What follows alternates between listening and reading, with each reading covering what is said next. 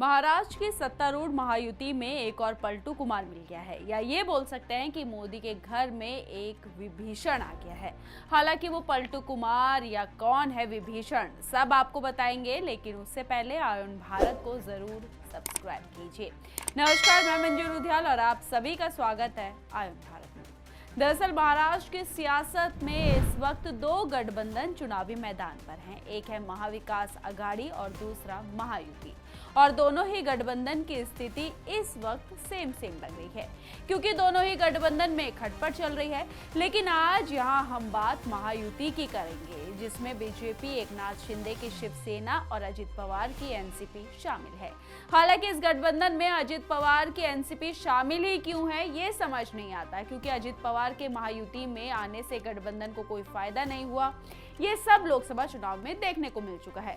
दूसरा, एनसीपी की सोच भी महायुति से नहीं मिलती है, ये भी वक्त में दिखाई देता है और एक बार फिर दिखाई दिया है, क्योंकि अजित पवार ने अब अपनी ही पार्टी के नेताओं के खिलाफ बोलना शुरू कर दिया है।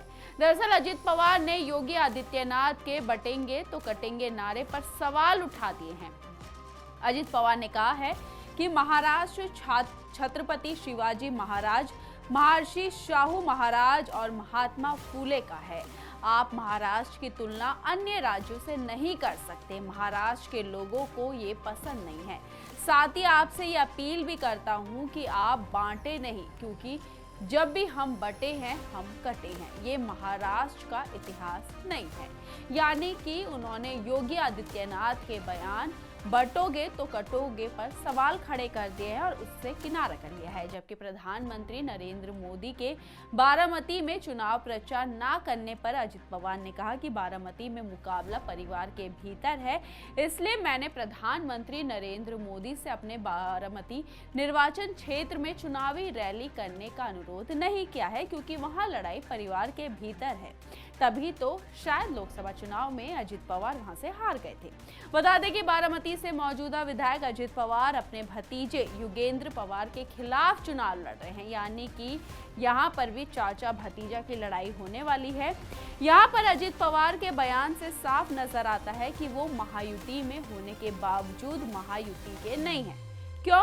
क्योंकि पार्टी तो उनकी एनसीपी है। एनसीपी शरद पवार से ही तो अलग होकर वो महायुति में शामिल हुए हैं। हालांकि वो जब महायुति में शामिल हुए तब आरएसएस भी नहीं चाहता था कि वो महायुति में शामिल भी ना हो, लेकिन एक मजबूरी के कारण उन्हें महायुति यानी कि भाजपा ने अपने साथ शामिल किया। इसलिए अजित पवार भी शरद पवार के नक्शे कदम पर चल रहे हैं।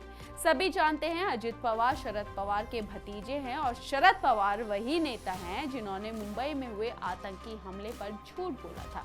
दरअसल 2 मार्च 1993 को मुंबई शहर के अलग अलग इलाकों में 12 विस्फोट से दहल उठा था।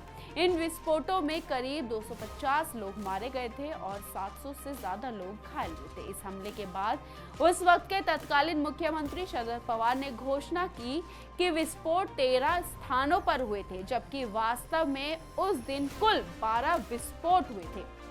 जब शरद पवार को पता चला कि सभी 12 विस्फोट हिंदू बहुल इलाकों में हुए हैं, तो उन्होंने ये झूठ बोलने के लिए फोन किया कि सांप्रदायिक हिंसा को रोकने के प्रयास में शरद पवार दूरदर्शन स्टूडियो पहुंचे और घोषणा की कि शहर में 13 स्थानों पर विस्फोट हुए हैं। उन्होंने बताया कि 13वां स्थान मस्जिद बूंदे है, जो मुस्लिम बहुल इलाका है। बाद में शरद पवार ने अपना झूठ स्वीकार किया था, और उन्होंने ये झूठ इसलिए बोला था ताकि लोगों को लगे कि हमला सिर्फ हिंदुओं के खिलाफ नहीं हुआ है, उनको ये लगे कि हमला मुस्लिम इलाके में भी हुआ है।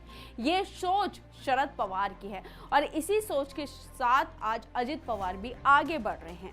ये सभी जानते हैं कि इस वक्त दोनों ही गठबंधन की स्थिति महाराष्ट्र में क्या है। बावजूद इसके अजित पवार लगातार भाजपा के खिलाफ बोलते आ रहे हैं। वो चुनाव से पहले ऐसे दावे कर रहे हैं, ऐसे बातें कर रहे हैं, जिससे भाजपा जो है परेशानी में आ सकती है। लोकसभा चुनाव में भी यही हुआ था। लोकसभा चुनाव की स्थिति आज सभी को मालूम है। बावजूद इसके भाजपा ने अजित पवार को अपने गठबंधन में शामिल किया। अब आप खुद सोच सकते हैं कि जब इतने बड़े आतंकी हमले पर शरद पवार झूठ बोल सकते हैं, तो उनके भतीजे अजित पवार क्यों नहीं बोल सकते।